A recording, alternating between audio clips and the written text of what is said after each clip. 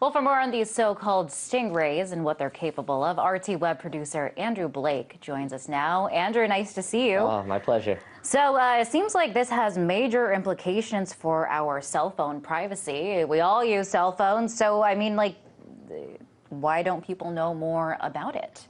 They really can't right now because stingrays and other of these devices are sensitive law enforcement gadgets.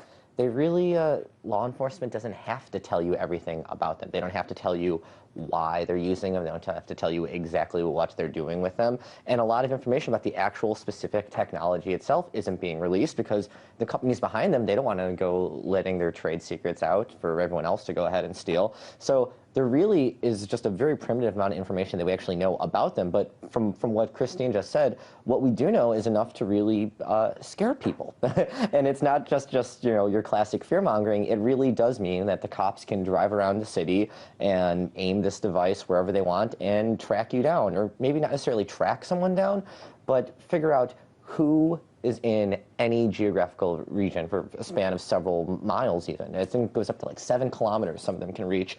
And they're accurate to some degree is by only like 2 meters. So they can actually pinpoint where you are in what room of your house just by driving around and waiting long enough to find you. Wow. I mean, so significant ramifications for people's privacy, but you're saying that they could pinpoint anywhere. What if they're able to pinpoint a child molester or a kidnapper or a rapist or somebody like that? I guess that would be good. Yes, we can go ahead and say that.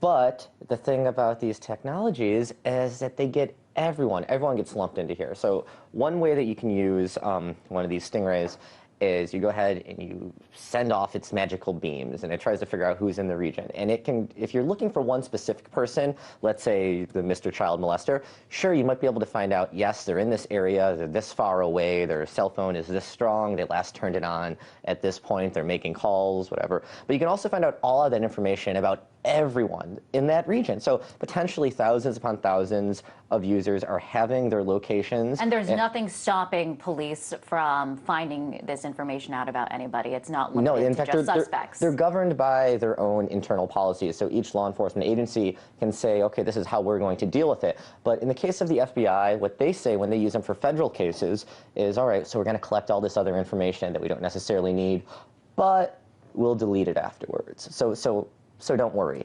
But you're really, when you have to put all of your assurance into the FBI, it's usually not the wisest thing, especially when we're talking about like serious Fourth Amendment violations. And it's actually funny, if you go back and you go through the Bill of Rights, a lot of this stuff was obviously written at the birth of a nation when things were quite different. And when Americans decided that they should be free in their property and be protected against unlawful search and seizures, that was to keep the British from showing up and knocking down your door and just coming on in and sleeping in your bed. That's why we had the Fourth Amendment. And, it seems a bit silly to, relate this to what's happening now, but this really is cops being able to penetrate inside of your home, find out what's happening in there without you even knowing, though. In other words, you're saying that this device allows police to bypass the limitations set in the Fourth Amendment? Yeah, I'm saying that. I mean, I'm no constitutional expert. I'm no Barry Obama or anything, but it looks that way. It does, doesn't it? I mean, they can pretty much go and search for you. And if they have probable cause, a judge can sign off on a court order and say, yeah, go ahead, use this device and try to find that person. But in the process, they can go ahead and find everyone else in the region. And one of the reasons it's causing this is there isn't enough legislation right now that shows how to handle these technologies. And one big reason is we don't know specifically how these technologies work and specifically how many times they're being used. The FBI and local law enforcement agencies across the country are staying relatively mum about how they use these things because, like I said, they don't want to let their secrets out there. So I know the Electronic Frontier Foundation and Epic, both of them have been pursuing the FBI to come forth and say, look, here's 25,000 pages on what we do with these. Have fun, go read them and take a look. But so far, what we have found out is just through a handful of cases where we've been able to see the court papers and know that these were being used. And in the case of a man in California, the judge even said, I signed off on this thinking that they were going to get information from the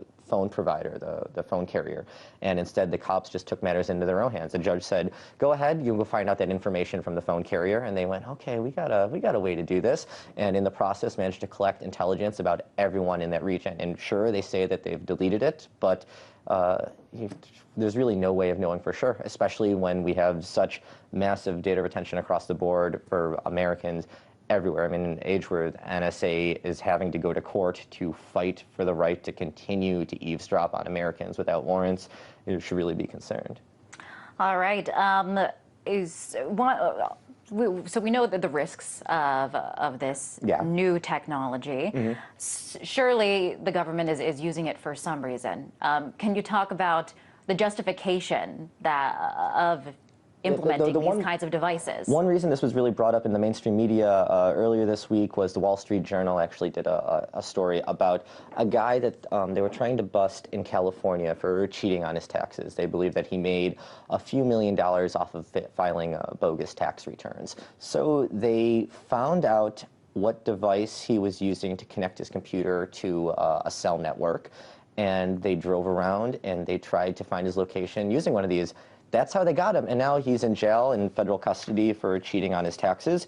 But in the meantime, everyone else, God knows where, has had their intelligence picked up and collected. Wow, Andrew. Unfortunately, would love to keep this conversation going. We are out of time. Really appreciate you weighing in on this latest technology that we should all know about. That was RT web producer Andrew Blake. Check out his stories on our website, rt.com/USA. Thanks, Liz.